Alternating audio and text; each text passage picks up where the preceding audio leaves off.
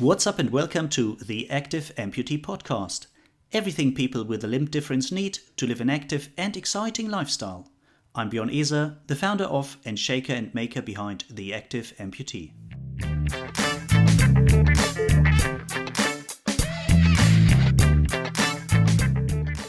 And today you're listening to episode number 41. Episode number 41 is an interview with someone from Click Medical again. Yes, one of my favorite companies. Today I have the pleasure of talking with Jen Howland. This interview was recorded during a live session in Duderstadt in Germany, and as you will see in a minute, this interview is a bit different from what I normally do. It was a surprise to me too, but I really loved it. Thank you, Jen. Okay, here we go.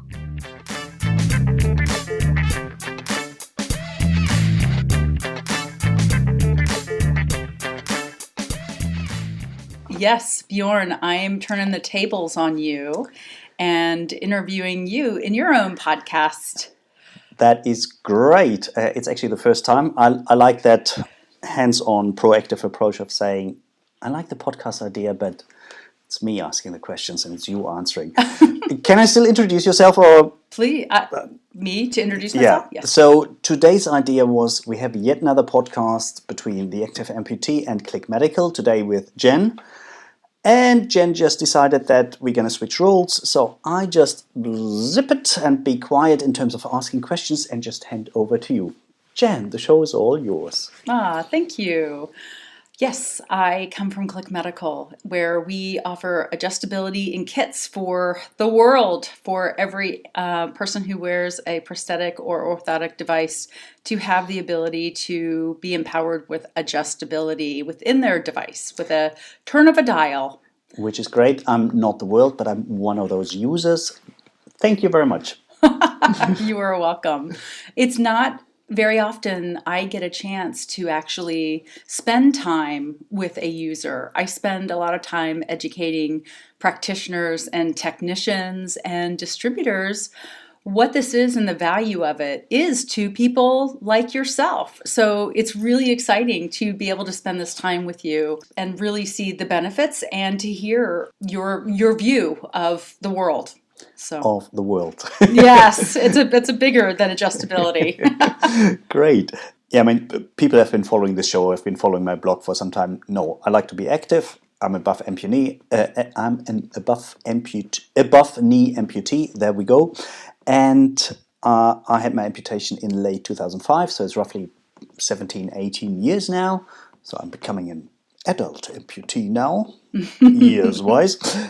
In the first couple of years, I had no issues with socket fit whatsoever. I got into my socket in the morning, and it was just a skin-on prosthesis, suction donning aid. That's it. I put it on 7 o'clock in the morning, whatever. Had my normal. I was fully working. I was doing things, and I took it off in the evening, midnight, whatever. Went to bed. That was it.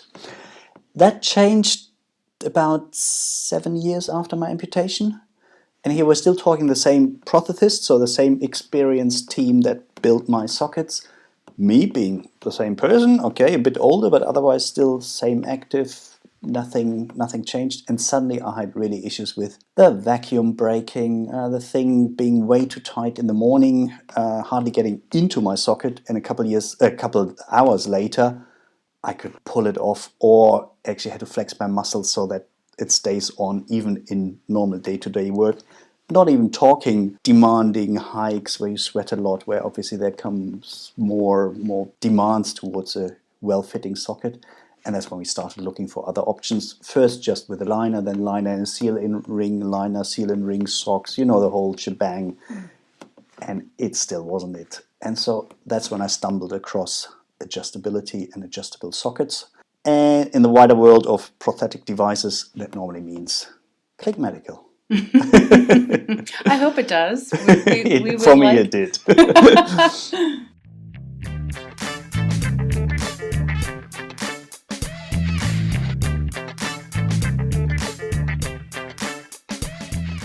Well, it sounds like adjustability has had a positive impact on your life. Can you tell me a little bit more, like specifically how? Like in your day-to-day? I mean, for me, as I said, normally I have no issues in the morning hours. I get into my socket and the socket fits well. The stump is still, let's say, full of fluid and rather well formed, so that's fine, it fits. But if I'm active normally mid-morning, early noontime, it starts that I sometimes lose the vacuum, or that I actually in the early days would have thought about taking it off, maybe putting some additional padding in the socket between the liner and my skin, putting it on again, that's fine. Very often this thing between, okay, sitting down, getting up, where while I'm active walking, where with every step you put additional weight on the residual limb and pushing it back into the socket, no issues.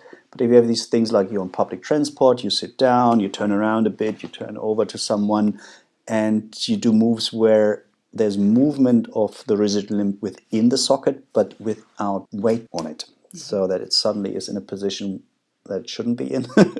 And if you then get up and think, oh, now actually it's doing pistoning sounds, and I have the feeling I actually have to flex the muscle that it stays on, which is at home you just take it off, put it on again. But if you're just getting off a train, it might be very entertaining to the world around you, but very often not the thing I want to do.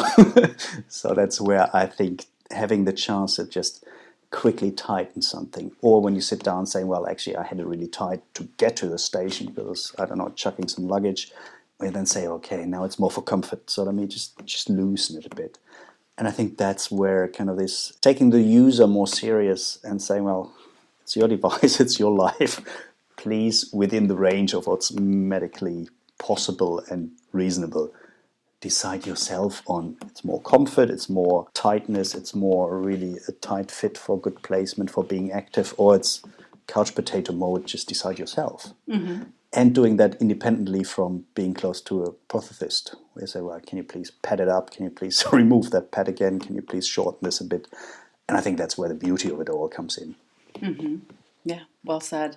The other thing I think is important, that once you decide on having this dial for adjustability, where the dial goes and how it functions and it integrates into your life. So if you're wearing tight clothes and you have the dial on the proximal, and there's a whole bit of thinking about where the dial goes in and how it integrates into your life.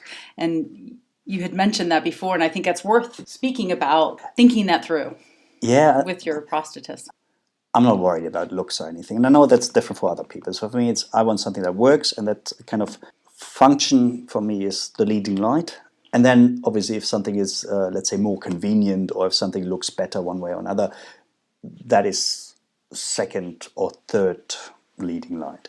But I think very often you don't know until you actually try something. Like for me, the idea was, okay, I normally had my kind of the hole for the valve or for the donning aid. I had it just above where my knee used to be, and then towards the inner side. That worked well for me. That's what I was used. So I thought, okay, let's put the dial just on the outside. More or less same height. That's where my hand can easily reach. No matter if I'm sitting, if I'm standing, that's fine. Let's just put it on the outside. I know it's a bit more cumbersome in terms of, it rips your jeans apart easier and this. But I thought that makes perfect sense. Mm-hmm. And it does. Until you come home and notice, actually, in our house where there's a lot of stuff standing around, and we have a staircase which is rather tight, and then we have a narrow kitchen, that you constantly actually hit against something, and hitting against that part of the prosthesis, which is higher than the valve, means you're more likely to get stuck, you're more likely to actually destroy it, and you're more likely to actually open it unintentionally, because you might hit it in a way that it actually releases. So you think, no, actually, it makes more sense having that more protected towards the inside, but without knocking towards the other leg. And at the same time, then move the valve to the outside. So mm-hmm. I think that's something where you really need to play around and be clear what is more important to you. Like if you want to hide it a bit more, that it doesn't stick out that much, maybe you want to have it even lower, maybe you want to have it more to the back. I mean, that's really something where play it through, or make even one of those traditional pro and cons lists in your mind and say, for me, what is most important? Form, function, design, convenience, reachability, and think it through in terms of, very often you want to use it when you're wearing clothes. I mean, it's easy when you're wearing shorts, or when you're, I don't know, just put it on when you step out of the shower or something. But what does it mean when you're on public means? And you're probably wearing something where you cannot easily just roll up your your very tight, skinny jeans or something. Like, oh, maybe another placement would have been better. So just think it through Sure. and then talk what's possible with your hypothesis. Not everything you want to do is possible. Exactly. That's important. They will guide you in that. One small note about the dial, and you had said if you knock it, maybe it pops it out. We have a new dial coming out which doesn't have an in and out motion, just a bi-directional motion. So that would be something that wouldn't happen in the future. I just spoke with Jimmy yesterday. He told me about it and I had the chance to see it. I'm excited to actually give that a try in my next socket. Yes, I hear about it. I see the potential of it. But you know me, I want to see it in action. Yeah, test I it want to out. see how it works when you actually use it day in, day out. What does it mean when there's maybe a little bit of dirt or so in there? But it looks promising, I would say.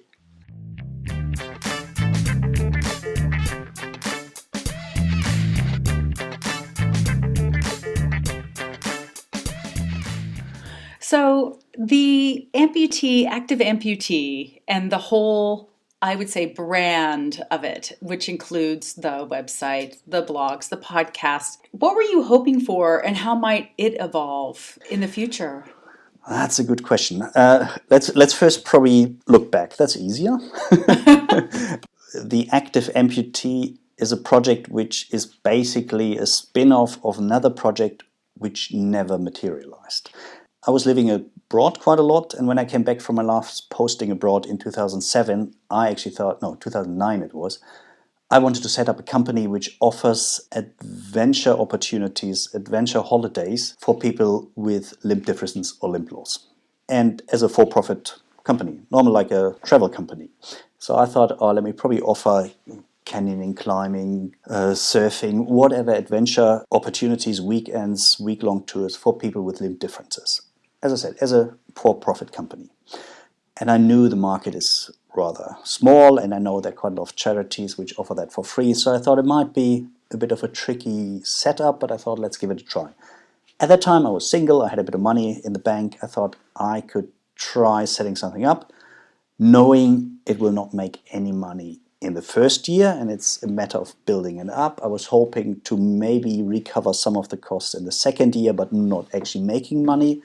But then hopefully starting to actually get into a business in the third or fourth year.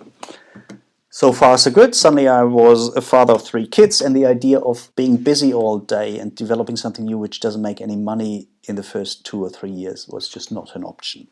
So I stuck with a normal job, but this idea of doing something around limb loss, amputation, creating communities, offering experiences was always at the back of my mind. And so in 2017, I think it was, I thought, okay, if this company, this adventure outdoor company is not an option anymore, at least not at that period in time, I thought, let's at least offer a resource page for people with limb loss. And for me, I saw a niche in between these purely personal blogs, where I thought even if someone talks about his or her story and is a good writer, has an interesting story to tell, is willing to put a nice spin on it, a nice angle on it, I had the feeling after some time these things get, and sorry for everyone I'm now probably offending, are getting boring after some time. I think it's too specific for me. And at the same time, we have these professional, the Amputee Coalition or Otto Bock or a Rehabilitation Center or the Veterans Association or whatever, where I think, yes, they're really good, they have lots of resources, but it's very impersonal. Impersonal, unpersonal, non-personal, you know what I mean here. And I wanted to have something in between where people know there's 1 or 2 people behind it, where I have the feeling I build a relationship, and at the same time it's more than just my story, boring, same old me again. And that's where I thought, okay, let me do a mixture of content I create and content others create, where I proactively invite them, but then really give them a free rein, say, as long as it adds value to the amputee community. You decide on the format, on long narratives, more personal, rather easy to share tips, life hacks. That's really up to whoever I invite as a guest blogger then, or on the podcast. And that's how it came about in 2017. I think by now we have 270, 280 articles on the blog, which I think is quite good. Most of them in English, some of them in German. We have 40 episodes on the English version of the podcast. and 13 or 14 on the German one. So it's slowly evolving, but I still run it as a pet project on the side.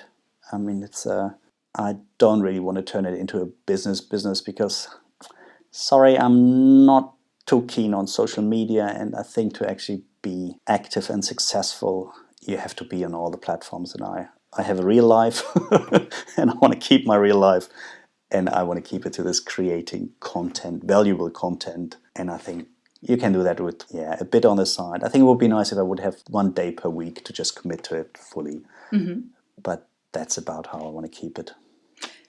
Well, speaking of resources, what do you think is missing for amputees? I think it depends a bit on which area you look at. Obviously, there's a big difference between global south, global north, without being too general here.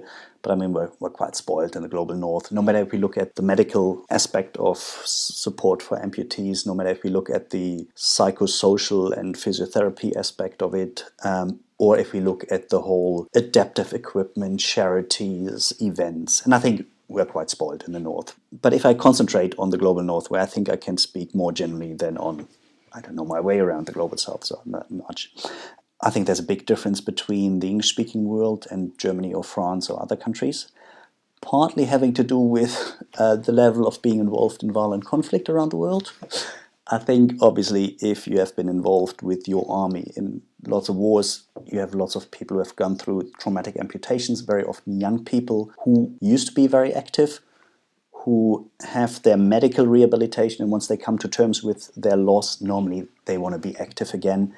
And in America or in the US, in Canada, in Great Britain, and in some other countries, I think the support for veterans is quite good. In terms of medical support, as well as in charities and events, if you take the Invictus Games, if you take Help for Heroes, if you take other charities which are closely associated with veterans and with their network, and sometimes with official support from the military or charities which came out of military environment. That's different in Germany, that's different in France, and I think so we have much better support options to try out something new in the US and the UK. Germany is quite, I think, not that far at the moment. So I think there's still much more to be done here in Germany. At the same time, we can learn a lot from the UK and from the US. And I think that's where I would like to focus in the next couple of years.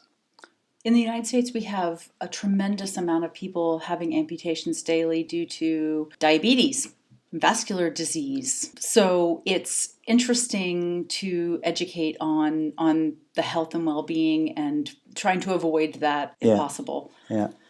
I mean, I don't know the numbers in Germany, I must admit, but I think also in Germany, probably the main causes are diabetes, other similar diseases. I think then with the younger group, it's very often, I think, motorcycle and other accidents, and probably cancer-related. I think these are probably the 3 groups, and obviously some affect everyone in the population more or less the same, and some others are more, motorcycles more the younger ones, the middle age, and then diabetes very often more the older ones. And I think that obviously has implications on the landscape of organizations which offer support. I think we have quite a lot of self-help groups for people with amputations, but very often I think the whole setup and the attractiveness is geared towards the older segment in the population. I know many people who say, I've been to one of these self-help meetings and support groups, and I have the feeling that's for people 50 plus, 55 plus, 60 plus. It's nothing that appeals to me. I heard from some people. They say, no, I want something which is more fun, which is more to my normal life, not just being an amputee, but my normal day-to-day life. So it has to be something more sporty or more events-based or more in the way things are communicated, more up-to-date. And I think that's where we still have to figure out how to create a landscape which nicely complements what is already there, but it's geared. I don't think we need something kind of a one-size-fits-all. I think we should be more specific in saying, okay, there's something for this group. Let's look at what does it mean for children and teenagers? What does it mean for people in the family planning and early family development stage? And what does it mean for people who say, oh, kids are out of the house, I'm still active, but I still want to do a few things and want to try out something new. And I think there's music in the game.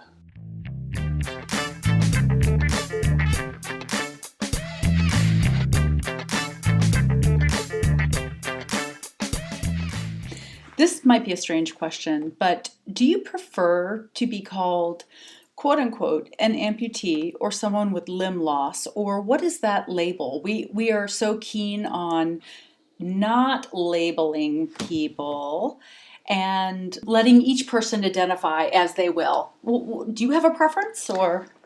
No, I don't really. I have preference of what not to be called. Oh, And that's funny because it's completely different if I speak in English or in German. I think I have no problems with the word amputee. I think that's a neutral word, and I think it covers myself. And I think in English we have this nice option of limb loss or limb difference. There is not really an equivalent in German which doesn't sound completely awkward. So very often in German I use the term amputee also for people who never had an amputation, who were born without a limb. Because it either otherwise use a very medical term for it, which other people don't understand if they're not from that community, and the option of, I quite like limb difference because I think it's a nice term which covers a lot. And in Germany saying, yeah, Gliedmaßendifferenzen in German, it just sounds completely awkward.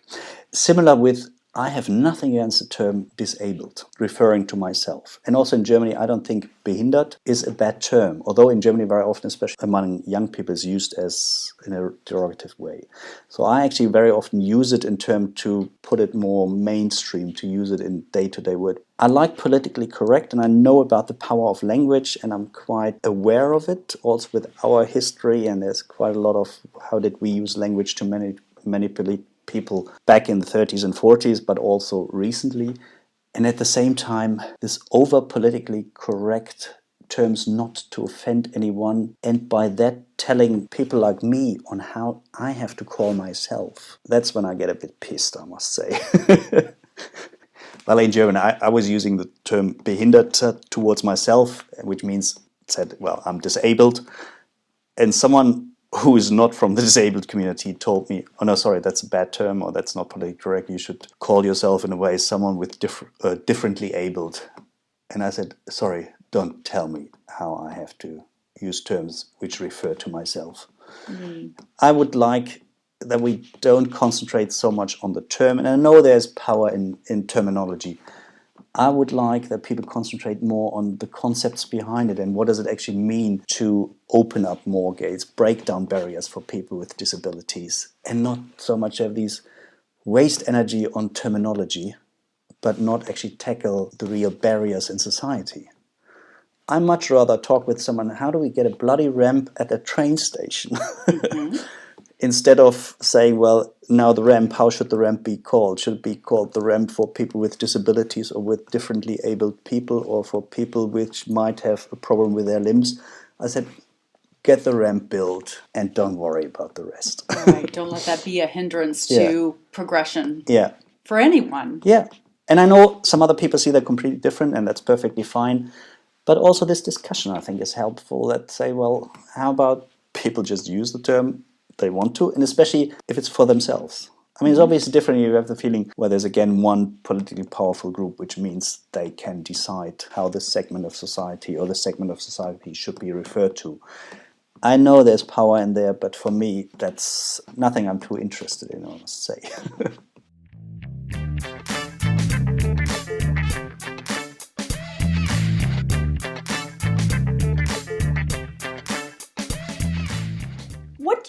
What do you think brands or tech companies get wrong about its end users?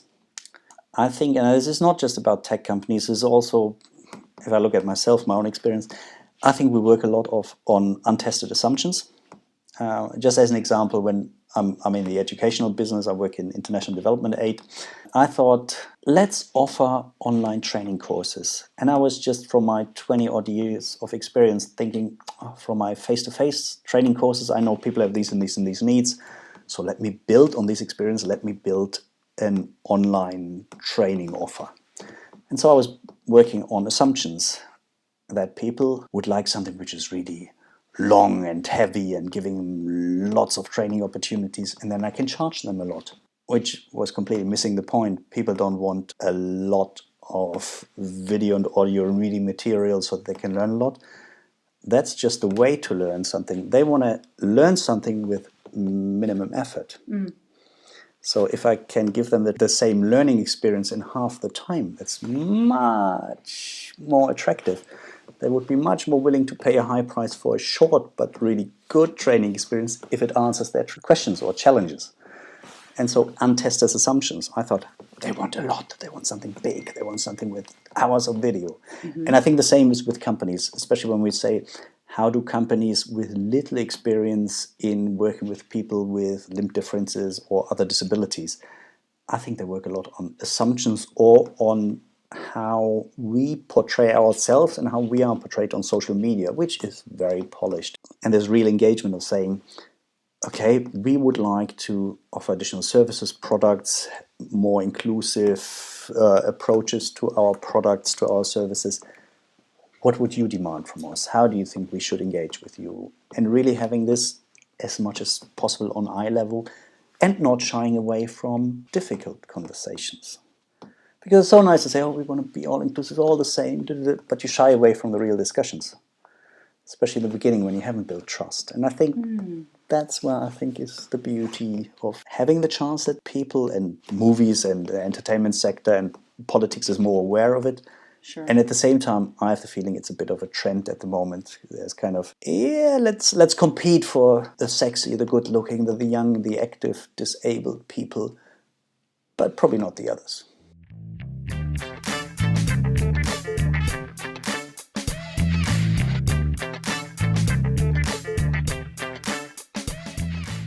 So companies like Click Medical, how might we engage in a more authentic way with its end users? I think getting people on board early in the research and development phase. So not just when you say, okay, we're working on something and we developed something and here's more or less the final product and now we're looking for people who test it. And I know that is part of the game, but I think getting people on board early, getting a wide section of society where I say, okay, if I look at yours, you're probably more geared on the one hand towards active people who say, you know, I want to ride a bike, I want to climb up a mountain, I want to do whatever. And that's where people say, yeah, I really want to be able to tweak my socket. But at the same time also looking, well, for us also, as you said, people with diabetes who have a lot of problems in getting sockets right, especially with their different medical conditions. I think they're being in discussions early on and really inviting also critical feedback, where people can speak their mind openly without thinking they offend you or that it's inappropriate. So I think that's one. On the other hand, then also, for me, any product development needs to be always ongoing. And not when you say, okay, now it's on the market and now we can... Done, right? Done, Yeah. now it's about marketing and sales, but keeping this discussion open. Even if it means, yes, your assumptions are all validated. So, oh yeah, we were right, which is great. But still keep this discussion open and maybe sometimes really be your own devil's advocate. Say, yes, we know it's a good product, but if you could make it better, what would it be? And I don't mean pie in the sky dreaming, but something, okay, now if we take that to the next step, what would different groups really ask for? And not, again, assuming, but engaging in discussions. And last but not least, I think using your advantage of being a small company. You can make quick decisions, you can reach out, you can be unconventional, you can be proactive without having to go through a big bureaucracy like a big administration and just saying, let's do things outside of the rule books. Yeah, that's how I would go, but it's your company, it's not mine. Right, but it empowers users, and it's important because I am not a user of the technology, and I've never, it's a little strange to work so closely with a product that you can't actually use yourself. Yeah. So you depend on that outward reach and communication and getting to know your audience as well as you can.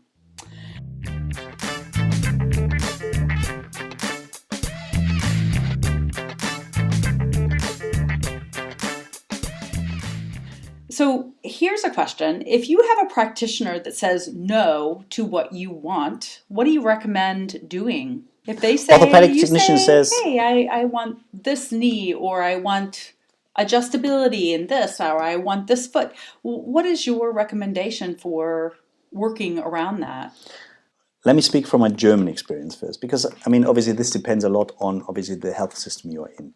And I know there's some countries where it's just, well, you're assigned to one orthopedic hub, and if you don't use it, you're out of the system. So, I mean, obviously that puts certain limitations on it. But in Germany, we're quite spoiled. We have a choice.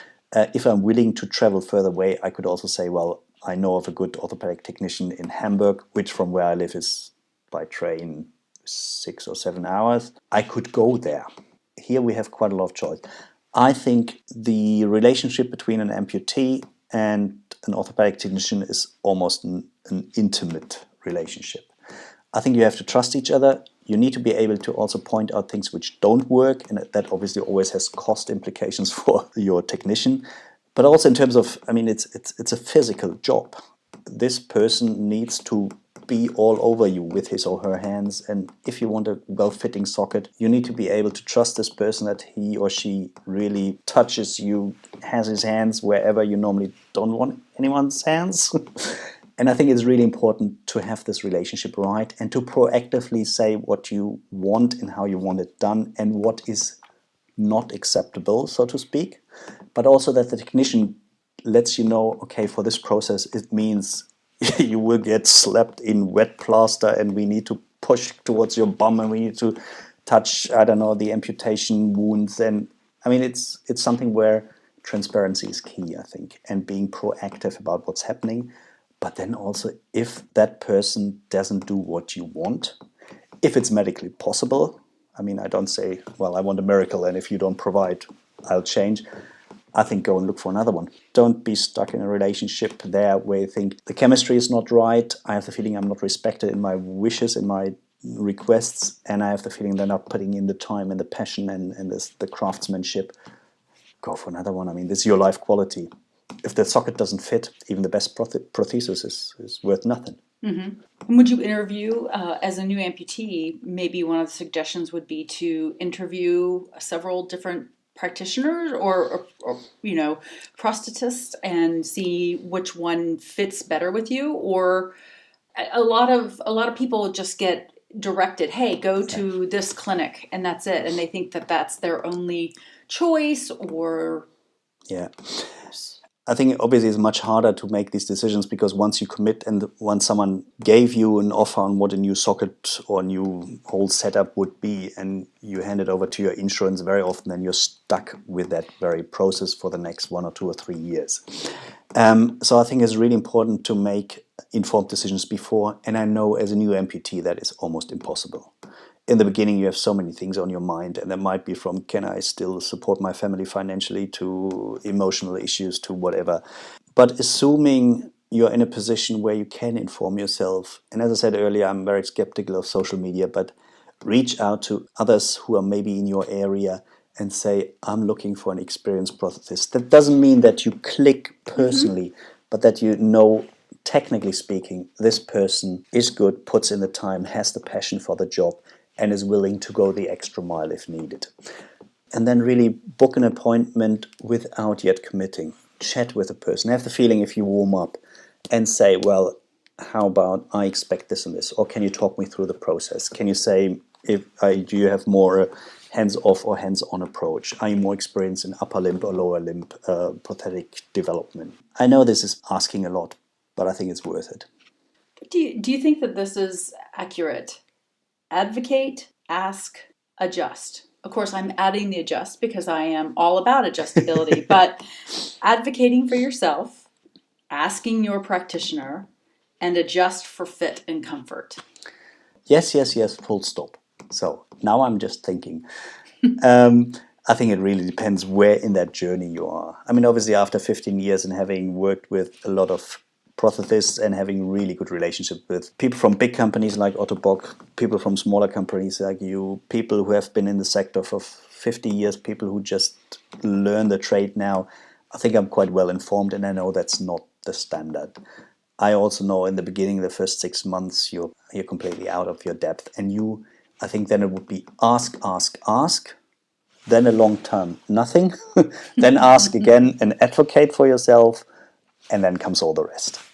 But I think once you get used to it, once you kind of started accepting, okay, this is my life now and I'm responsible for it, I think, yes, be very clear what you want from your life. And really, and that's also how I made the decision about my amputation. I went to a lot of orthopedic surgeons and said, please, before you start talking, listen to me. This is how I see my life 3 years from now.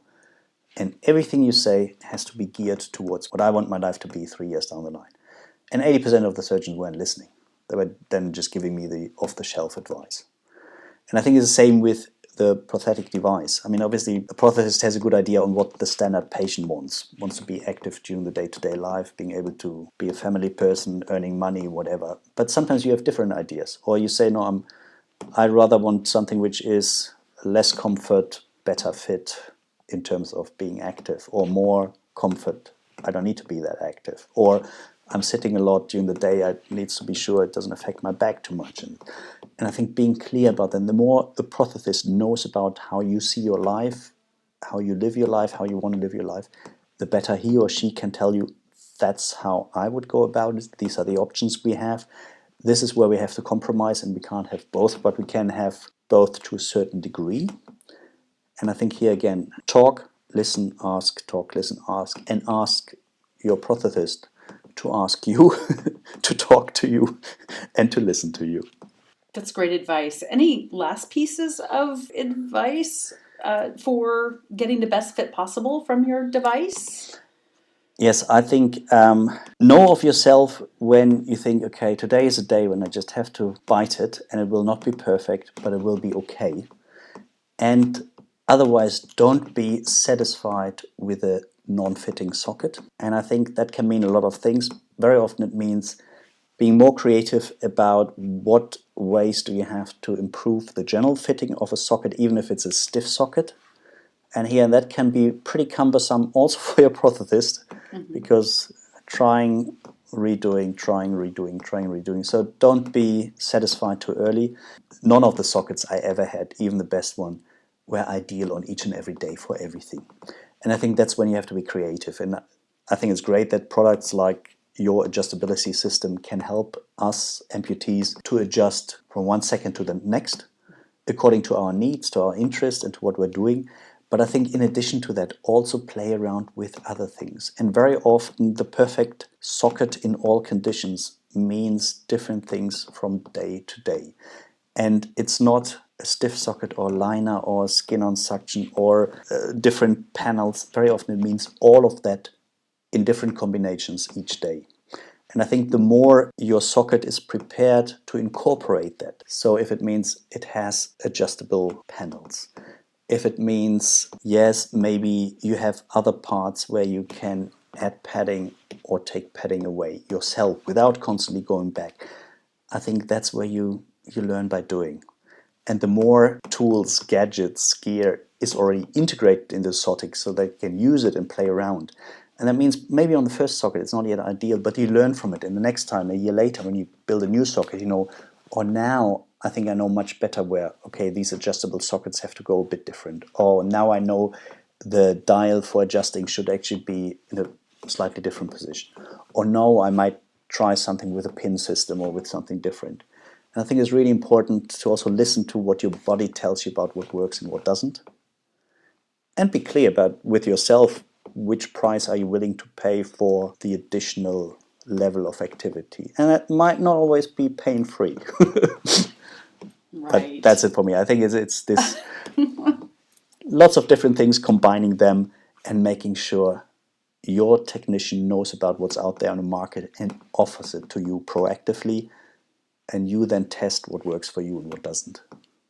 Sure. And the whole equation of knowing your insurance and what it's... Ooh. Yeah, that's for sure another show. But yeah. Bjorn, thank you so much. I've really enjoyed getting to know you via Zoom, and now in person. Here we are in Germany together, and it's been fascinating, and I can't wait to spend more time with you in the future. We will. Thank you very much, Jen. That was unexpected, but a real pleasure. Yeah.